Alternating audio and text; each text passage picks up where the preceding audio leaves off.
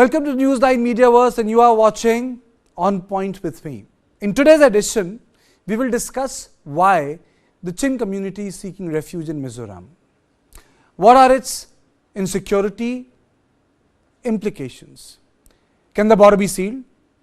The same issue was at the heart of the ethnic conflict in Manipur. Outsiders, the issue of refugees. Who is the original owner of the land? So, does this immigration portend another crisis in the northeast part of India?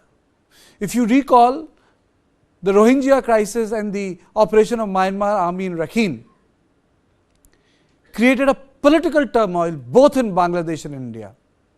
In fact, the political turmoil was so acute that it entirely affected the politics in the state of Jammu and Kashmir, because there came a Rohingya camp. So, before I take you to the subject matter experts, let me take you through the details of this case. Let me take you through what has exactly happened and why this is a matter which should be in spotlight when it comes to national narrative. Let me first take you what's happening and where it is happening. And I'm not talking about Manipur. Let's stay on this map. I'm not talking about Manipur right now. I'm talking about Mizoram. Mizoram is a peaceful state. After the Mizo Accord, when Rajiv Gandhi was the Prime Minister, it stabilized. Peaceful, normal elections. Zoram Thanga is the Chief Minister. He leads MNF. Assembly elections recently got over. The polling has taken place. The counting is to be taking place. Now, what is happening is the Chin people are migrating into Mizoram. That's the issue. On Sunday, 5,000 people arrived. They are of the same ethnic stock. And why? Because Myanmar army is holding operations here. Myanmar is uniquely positioned in, let's say, in the Asian politics. Some areas it controls, some area it doesn't control. There was a point of time that Yangon was a cosmopolitan city teeming with. Half of them were foreigners, 1/4 Indians. But then everything changed in 60s. But coming back to the point, you have now 5,000 refugees in a day, 39 military personnel. Let me take you through some pointers first, so that you understand what I'm talking about. Now, 5,000 refugees enter India from Myanmar in a single day. Single day. 39 military personnel also were part of the refugees. They had to leave, they had to come to Mizoram. They have been flown back as part of the cooperation. They took refuge in India. Imagine the intensity of the fight that must have taken place there. The military, because there is no democracy, military is in control, they are tackling the Chin groups near the border. It's of the same ethnic stock, the same group, the word Kuki used in Manipur, we use the word Mizo. It's the same ethnic stock. To our viewers everywhere, it's the same thing. It's like brothers. And 30,000 people are already inside Mizoram. And the important thing is that it had a toll on the state politics. Though nothing happened, but Zoram Thanga, his administration said, and apart from that, 12,000 Manipuri cookies in Mizoram, no biometrics will be done. It became politically so sensitive that the biometric was not done. So, the whole project, after a successful pilot project, got grounded. Now, this is one of the many groups which is fighting the Myanmar army. Now, they are fighting the army. It's not as if, and another important part is, Myanmar is a conglomeration of ethnicities. There was a reason why the name Burma to Myanmar, which comes from Myanmar, was changed. It was not done without reason. It's like from Persia to Iran. It was done to attend to a national sensibility. So, Chins have ethnic affinity with the Indian Mizos. Now, before I go any forward, let me tell you that their operating base is very close to border. That is how all of them came here. So, this whole area is internally not stable within Myanmar. Similar operations took place years ago in Rakhine. Entire Rohingya migration took place. And ethnicity and the outsider issue were at the root of the Manipur violence. It's complex, but one of them was this. If you look at the narratives, outsiders. So the issue is how much can the Indian state absorb? So Chin rebels took the military post, hence these people had to come here. The people who were fighting for the army or are part of the army, they had to take refuge in India. One good part is that yes, the state is stable, we enjoy a normal relationship with Myanmar, but the fact is our neighborhood has become dangerous. Whether it's Pakistan, whether it's Maldives, where military will have to vacate, small position, whether Sri Lanka or the so-called hostility which India had to face periodically when it comes to Nepal, barring Bhutan, we have a hostile neighborhood. And if you have a neighborhood which is not stable, it is even more problematic. Now, let us listen to the bite of one of the police officers of Mizoram, and then I'll take you to my subject expert, that what does this exodus mean for India? Plain and simple, on point. Yesterday evening, that is 13th of November, they captured the two Myanmar posts by the PDF. As a result, Myanmar army start taking shelter towards Mizoram, and 39 of them surrendered to Mizoram police last evening. As per order from MHA, we hand them over to border guarding force, that is Assam Rifle, yesterday late in the evening. This morning again, we still capture two Myanmar army, and apart from that, another one is also injured, that is already admitted in Champhai Civil Hospital yesterday evening itself. So the total Myanmar army who got surrendered in the hand of Mizoram police are 42 in numbers. But as I already said, they are handed over to Assam Rifle, and the government of India will decide their fate. Sir, can you tell us about the civilians seeking asylum in Zokothar? Yes, now there are as many as more than 5,000 people who took refuge to Zokothar and Refuge. These are the two villages along the border line. And we also got civilian injury, severe civilian injury, as many as about 20 are injured. 8 of them are taken to Aizawl for better medical treatment, and the rest they are treated there at Champhai. And one is also injured by stray bullet, and who got succumbed to his injury yesterday evening. Sir, is the border still having commotion right now, or is it at peace? What is the status right now? Since last night, there is no more commotion. Yes, since it was already taken over by PDF, and there is no Myanmar army to retaliate this against the PDF. And now it is quite calm, but we don't know whether Myanmar army will attack from the air.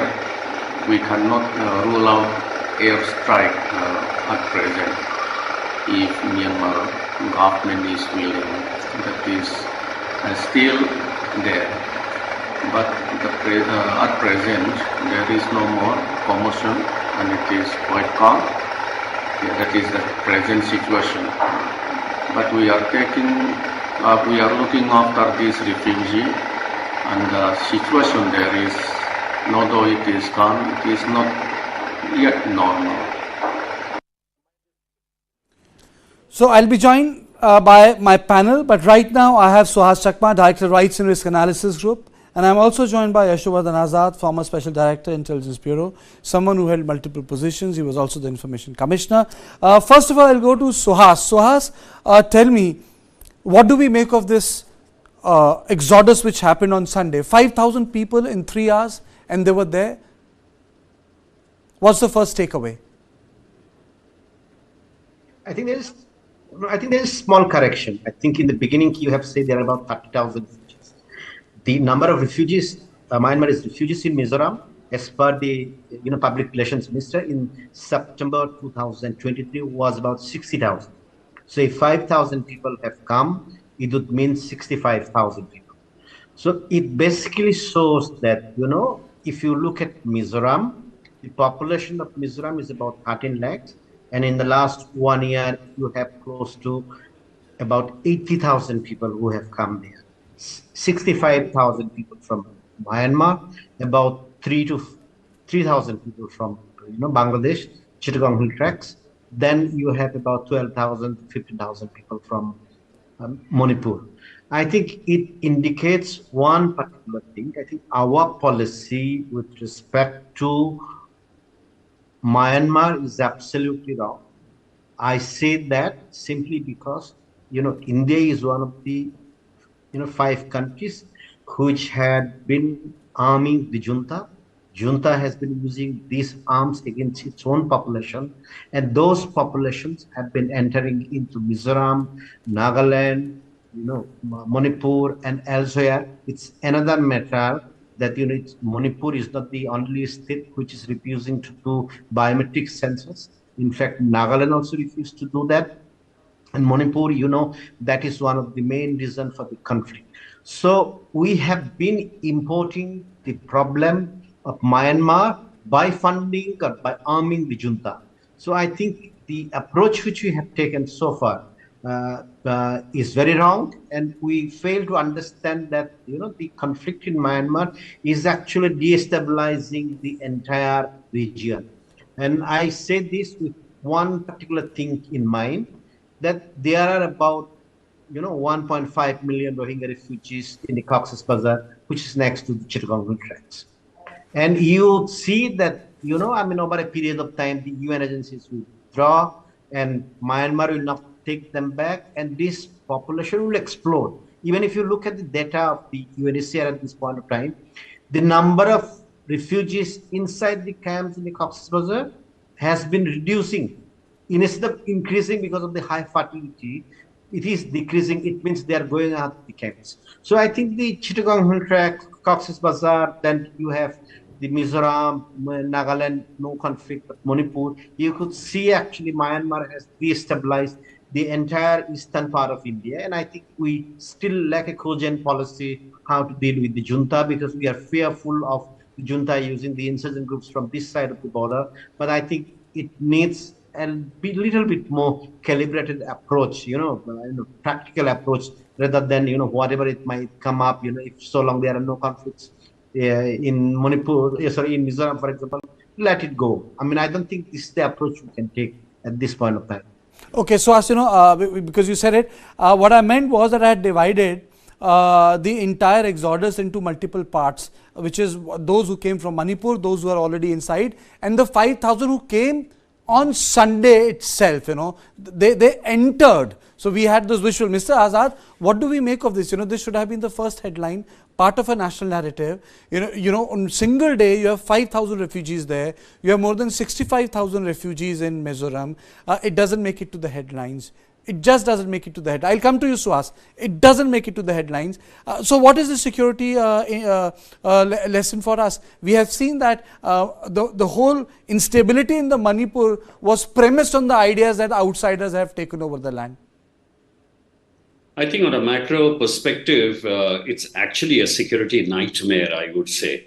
I mean, whether it's the immigrants from Bangladesh or the Lankan refugees during the rebellion times, and the when the Lankan army was very, very hard on the Tamil people over there, to people, the Hindus from Pakistan, to the Rohingyas who have already arrived, we are having a population burst virtually. And I totally agree with the previous speaker when he's laid out his concerns that how it will severely impact our social fabric.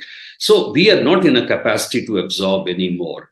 The second point is that it is actually a security situation which we have to face up to, and I'm surprised why this was not aired. In fact, somewhere in the media I have read also that they are talking about an influx of 9,000 people instead of 5,000. So if in a state of 13 lakhs, as pointed out, we already have refugees of 85,000 and we don't know how many of them will go back, it's a very serious situation.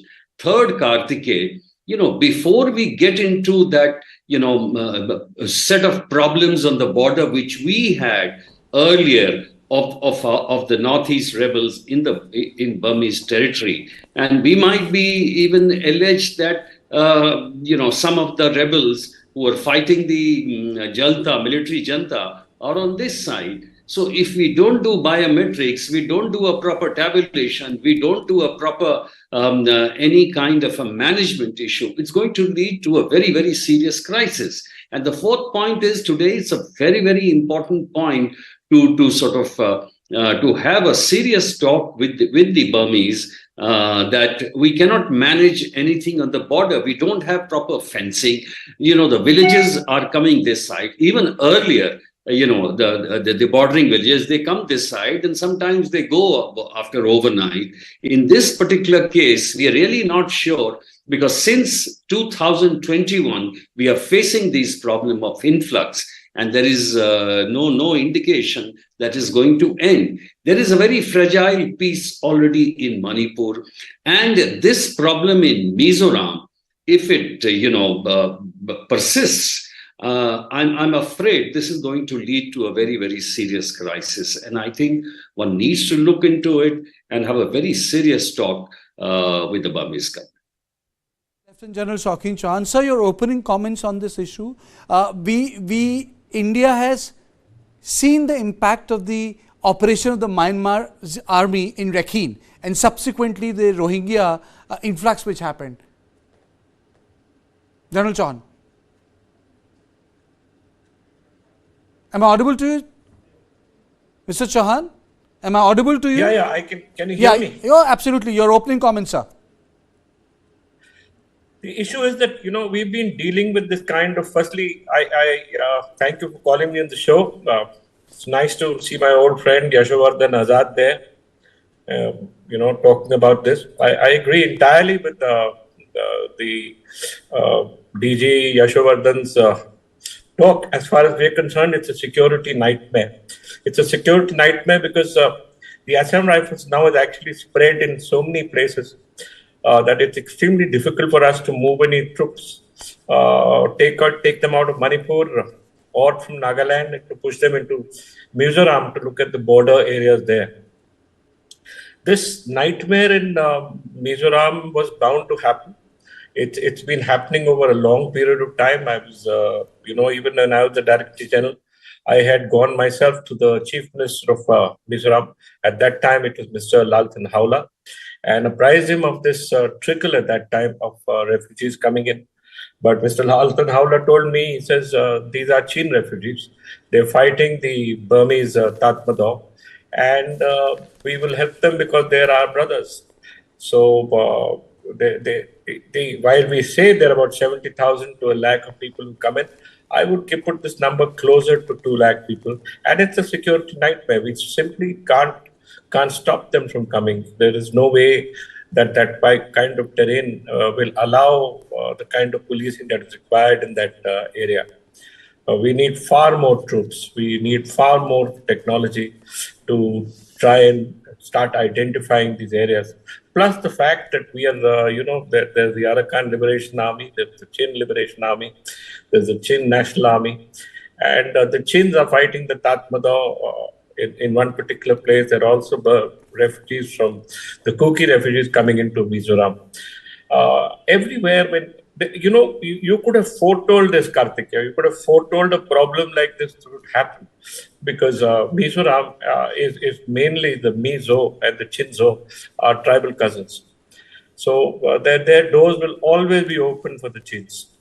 And similarly, the issue about the Maitis and the Mizos will also have a problem. The Maitis and the cookies, which are chinzos, will also be a problem. And the king, if you look at the geography, of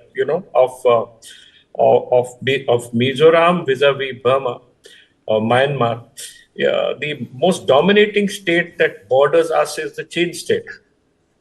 The Chins are the Chin state border. This is the state that is fighting the Tatmadaw, and this is the state which has which from where the refugees are also going to move in.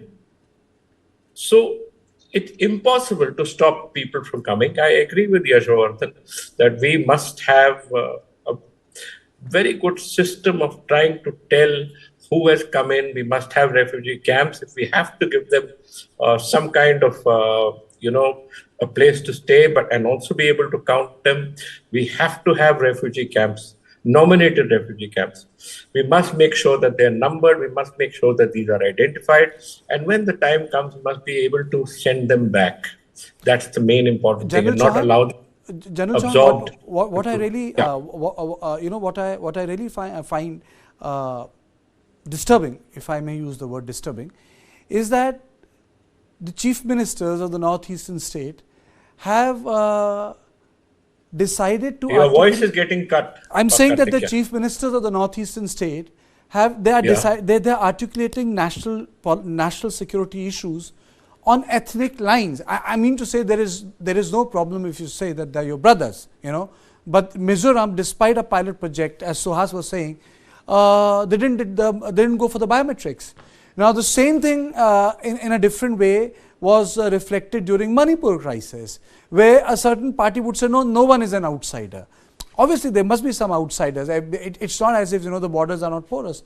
As Suhas again mentioned, even in Nagaland the same thing has come up. So you have three border states articulating some serious issues of which we call either refugees, immigrants, or asylum seekers, or whatever it is in the words you may like to categorize them, but articulating them from an ethnic point of view. That's pretty disturbing.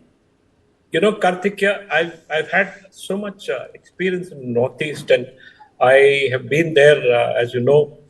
I remember talking to, when the NSC and K we were trying to bring back into the ceasefire with us. I met Self-Styled General Khango, who was at that time heading the NSC and K after the death of Kaplan. And I asked him, I said, Khango, why are you still fighting? And he says, sir, I will continue to fight till all my Cognac brothers are united. So exactly what this is, and this is what you must understand about the Northeast and about the bordering states of Mizoram, of Nagaland, of Manipur and Arunachal, is that their kith and kin live on the other side. And these are tribal societies. You cannot divide the kith and kin. No kind of fence, Karthik, will make any difference because they'll simply not allow it to be built. What you can do is the next best thing, is that you are able to identify, to give them, to do biometrics, and to ensure that 16-kilometer free move zone is identified. You should be able to make out who's coming in, who's going out, and that requires the technology to do all this. It's no point trying to prevent these people from meeting because they will simply not agree that tribal affiliations are stronger than national affiliations. And you have to go with that. So I would say in each circumstance, we must ensure that, okay, Chins have a problem with the Tatmadaw in the Chin state. Some of them want to come in as refugees. Identify these refugees, keep them in refugee camps, look after them and send them back. If you don't do that, they will do what they're doing now. They will struggle and get into who's in and who goes out. Okay. So it's extremely important for us to make sure that we have the ability. Then I don't see an answer here. I've taken this question to the chief ministers. I've taken the question to the political parties. I've taken it to the insurgent parties. I've taken it to everybody.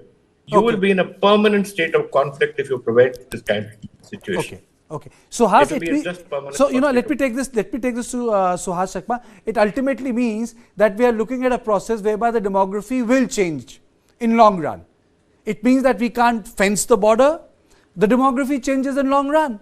Either the homogenization of the population will take place, or dominant ethnicities will become even more dominant. The complexity will be diluted. Suhas, I think there's an audio line for you. Mr. Azad, if you can take this question. It ultimately boils down to that. The dominant community will become even more dominant because they want the brothers across the border to get assimilated in the pool. It's as simple as that. Absolutely. I'm very happy that General Chauhan, whose expertise is, of course, very, very evident of Northeast issues, had laid stress on this issue that the refugees cannot be allowed to merge with the population. You know, unfortunately, it's the politics which is driving the security policy. And it's really extremely unfortunate. In today's age of technology, all these things can be done very, very easily if you have the will. And I also agree with another point of his that our estimate is around 85, but it could well be 1.5 lakhs or touching 2 lakhs. And if we have these numbers in a total population of about 13 lakhs, then what you're saying, Karthike, is bound to happen over a period of time when we have no demarcation, we have no tabulation, and we have no biometrics. And the other issue is we can't allow the rebels to fight from here. You don't know in the refugees who is what, who's going back, who's not coming. So it's a frightful situation. And I also agree with General Chauhan's another assertion that the whole thing will be in a state of flux if we allow the border to be like this. Only the other day, the Assam Rifles did a heroic job in helping out the commandos who were caught, in a quagmire with the rebels filing from the other side. But how many men of Assam Rifles can you put all over the place? And that's why it is extremely essential that we have to find a solution. But one more important thing, Karthike, as you said, is that it is not getting the primacy on the media, on the television, on the national network as it should get, which should force the government to look into it very, very seriously. And, the kind of influx that we have had, whether it's Rohingyas or various kinds, Chakmas or the Chins, and in so many states, whether it's Nagaland, whether it's Manipur, whether it's Mizoram, it's a security issue which really needs to be looked into. And I do hope this will sort of, your program will wake up some of the policy specialists, and what we are saying will actually be heard, because this is going to be a serious problem in the future. Okay, before I go to Suhas, because he had made a point in terms of the sort of our defense cooperation is not yielding the result. I would come back to that. I am also joined by Robert Zoram Tulanga, Chairman Relief Committee, Sub-Headquarters, the Young Mizo Association from Champai District, Mizoram, directly. He's on phone line with me. We have not been able to get his audio. So, Robert, am I audible to you? Yeah, audible. Okay, I am audible to you. Okay. Can you tell me what happened in Champai in last 48 hours? How many people have crossed? Are they being audited? Are they being, is there a roster which is being made for them? Can you just take us through the situation in Champai?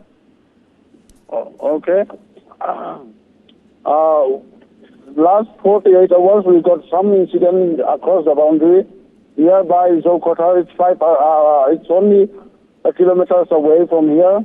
Then bomb blasting occurs many times, then gunshot occurs many times. That's why influx of refugees is rising very high. We've got more than 5,000 people come across the boundary for their life, for their safety.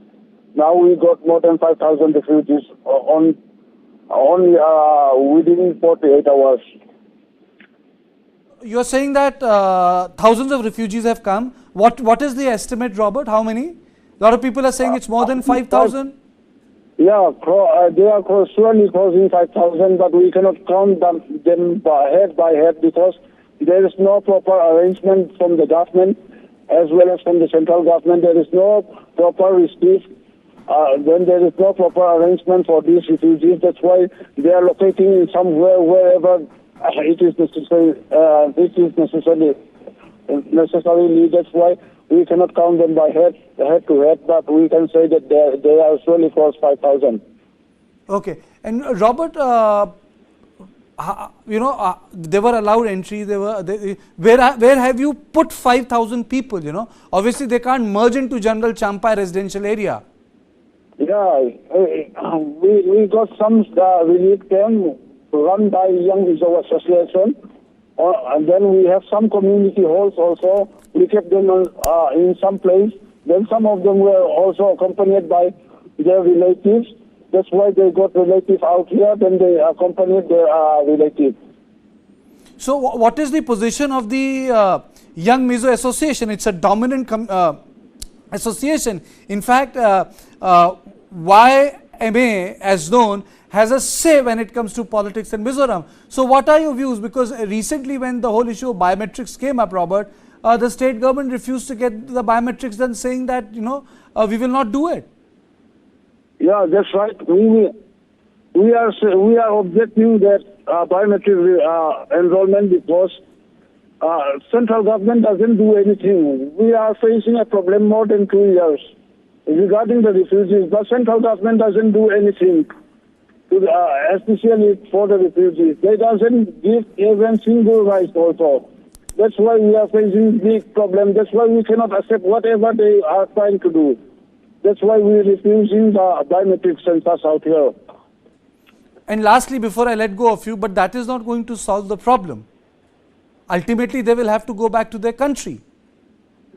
Yeah, they will surely go back to their country because they have no resident place out here. They don't have any proper identification also. That's why they have to go back. Surely they will go back. But one thing we need is that we need a proper relief we need a proper relief from the central government as well.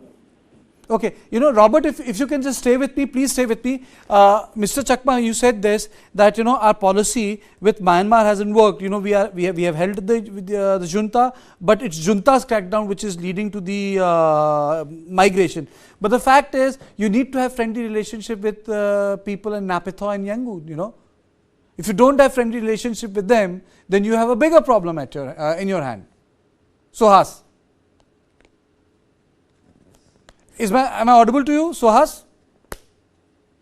I think my voice is not reaching Suhas. Can you take this question, Janul Chauhan? Yeah, in fact, I will start with the issue that Myanmar is a critical state for India. Absolutely a critical state for India. It's critical for the security of our Northeast. And there are three main reasons. One is the geographical contiguity, which is an open border, and that border cannot be fenced. No matter what anyone says, and I've seen very, very funny stories in the Home Ministry or in the corridors of power in Delhi that we can fence this border. We cannot fence this border.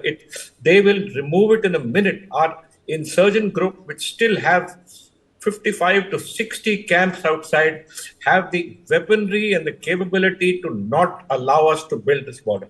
No matter what kind of troops you put there, and you don't want to be putting your army because the army is also occupied with the PLA in Arunachal and other areas and we simply can't spare the army for this kind of work.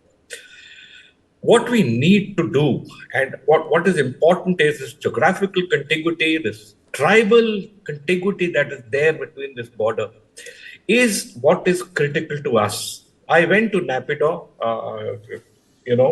I had a conversation, a very detailed conversation with the Home Minister on this issue.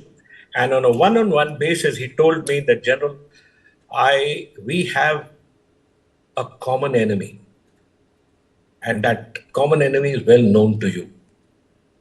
And he didn't articulate it, but I understood the common enemy. The common enemy is an important common enemy. We need Burma or Myanmar's support to deal with that common enemy.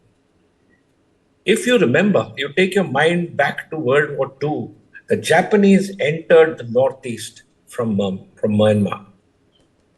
That route is still open. Tomorrow you close the route of Arunachal Pradesh, you close the route from Ladakh, the route from Myanmar is open. So whatever be the circumstances, Myanmar is a critical security state for us. We have to understand the sensitivities of the Naypyidaw government. They are facing up to 20 to 25 insurgencies there. They're dealing and fighting with different insurgent groups for different issues. Their own capability and survival is at doubt. And it's not that we're helping them out. We are saying, you choose the government you want, let us be good neighbors. That's all we're doing. And if as good neighbors we can help out in any way, we must help them out. So that's the issue when you deal with. But General Chauhan, there is one more issue. At the end of this discussion, I would draw all of you in. If we look at advanced countries, their national borders are, or developed or colonial countries who were colonizers, their borders are not negotiated, Mr. Azad. American border is not negotiated.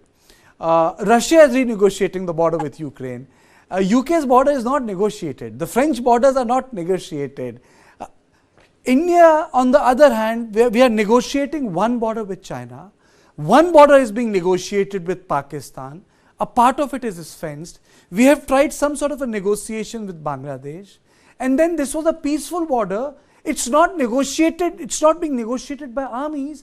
But the ethnicities are not respecting the sovereign boundary. The sovereignness of the boundary is not being respected. I see this from, my perspective comes from here, Mr. Azad. Well, the developed countries like England and France don't have such intractable issues that we have. Bangladesh being a friendly country, even the border problem is continuing, and it's in fact is a very, very serious problem. How do you negotiate that? We changed some, if you remember, we changed some villages from this side and the other side. The ethnicity is so strong that even now people are coming across even for aspirants to our primary health centers. Let me rephrase my question to you, sir. My question is, it keeps the nation and its people unsettled. I see it from this perspective. Well, yes, that's true. That's exactly the point what I'm saying, that it is very difficult to resolve that. But on the other hand, the people from Bangladesh are coming not because of repression. They are coming for better employment. They're coming for better jobs. But as far as the other countries are concerned, if you have a place, if you're talking about Burma, then they are coming because military junta is fighting so many rebels. So if they are coming across, it's a security nightmare. That is an economic issue which we are facing. But this is a properly security issue. And that is why these both have to be dealt differently. And I would say there is no solution to it unless we have a serious talk with Bangladesh. There's another thing which I want to say. In matters of settlement of refugees, the United Nations has completely failed.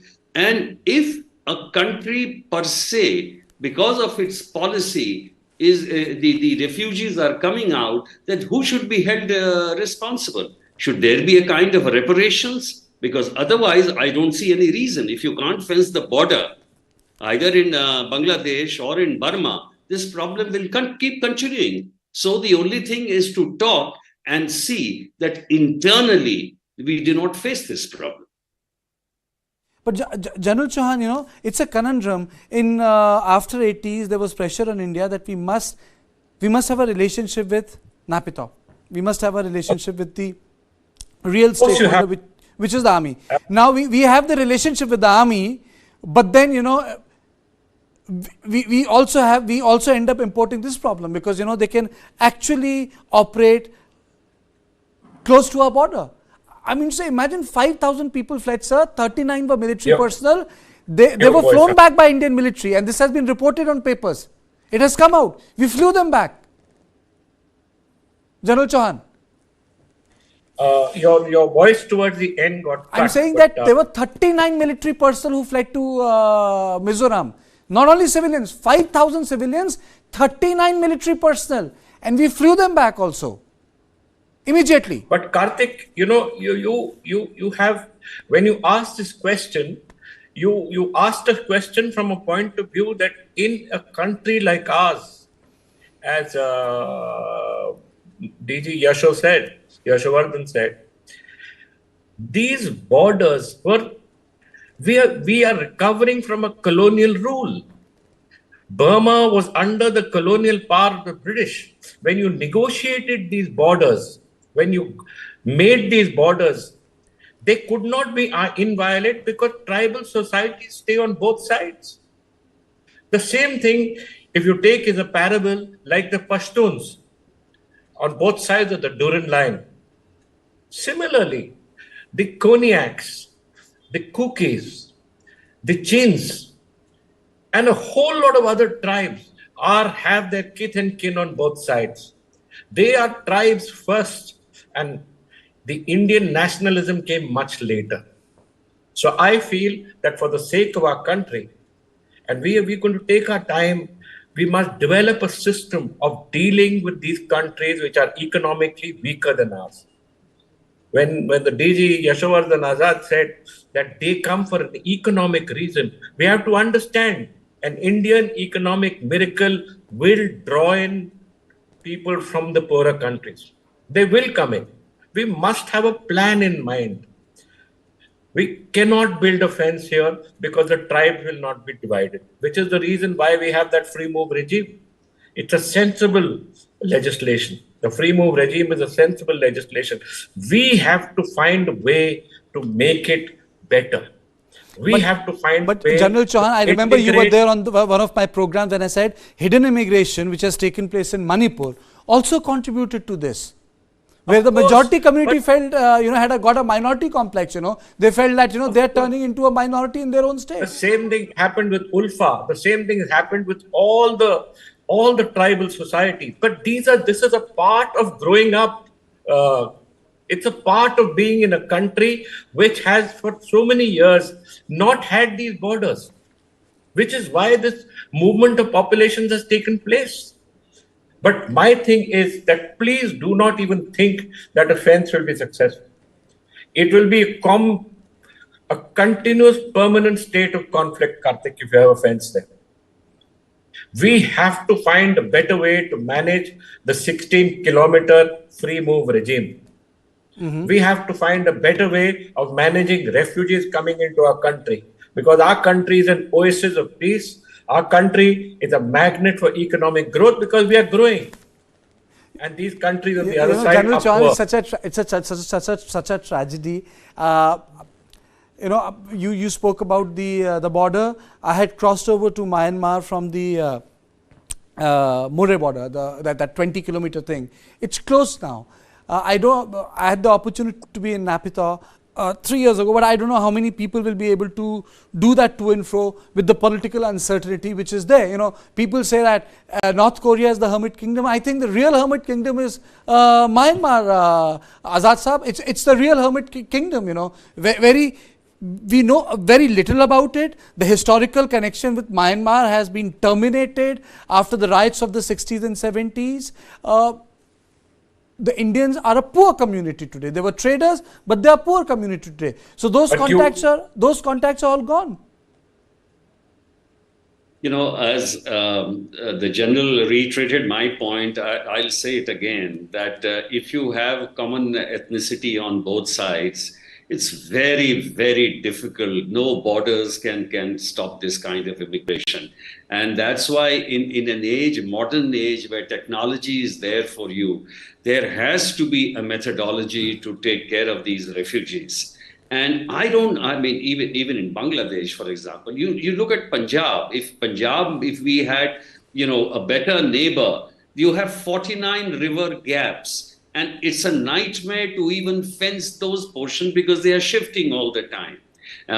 It's because the BSF is mounted, stops all over. It's a different issue. But here on Bangladesh side, where you have a friendly country, it's going to be a continuous process. Yes, in small places like Mizoram, if you have a population of 2 lakhs coming in, where there are 13 lakhs, it's going to be a pure security nightmare. So accordingly, you have to make adjustments. There is just no other way. Okay, and a quick question from Robert. Robert, any more movement of refugees from Sunday night onwards? Any more movement in last 48 hours? Yeah, we got lots of movement. How many people? More than 5,000 people are coming towards India, Mizoram. Okay. Any more people that have come after that? After Monday morning? Monday morning, it's little bit quiet down, but still tonight also they are still coming. Oh, you are saying that the movement of people continues. That was very rightly being said by our panelists, that it's not going to be a trickle. So you are saying that the people continue to come into India from the Champai border? Are you saying that, Robert? Yeah, I'm saying that the boundary is not working. That's why even some rifles are not doing their job. That's why everyone can cross every time. Okay. That's why still... But Robert, aren't you being a bit tough on Assam Rifle, how thinly Assam Rifle is spread? Assam Rifle can't be everywhere. Yeah, but they got some office in... Mr. Azad, you wanted to say something? Just hold on, Robert. Mr. Azad, you wanted to come in? Yes. Please, I just want to say two things. One is that you can't expect, are you expecting Aram rifles to shoot them back? I mean, Correct. This is not their job. And the other thing which I said was the estimates are already being made differently, because some of them have said that there are 9,000 which have come. So this trickle is on and is definitely going to be much more. Many more people are expected to arrive in this destabilized kind of situation. Absolutely. I thank you, all of you, for participating in this discussion. But I think the big picture is, which just Robert confirmed, that the trickle, it is not a trickle, it has not stopped. And when we spoke to Robert Zoram Tolanga, who's chairman of the Relief Committee sub-headquarters from the Young Mizo Association, Champai district, he has confirmed that the people continue to come inside India Sunday onwards, which means it's not a trickle, maybe it's not a deluge, but the fact of the matter is that the situation inside Myanmar is having a direct bearing in the state of Mizoram, and this should be of national importance. This should be part of national conversation, and I think more people should understand how fragile, not only in terms of ecology, but how fragile the stability of northeastern politics is.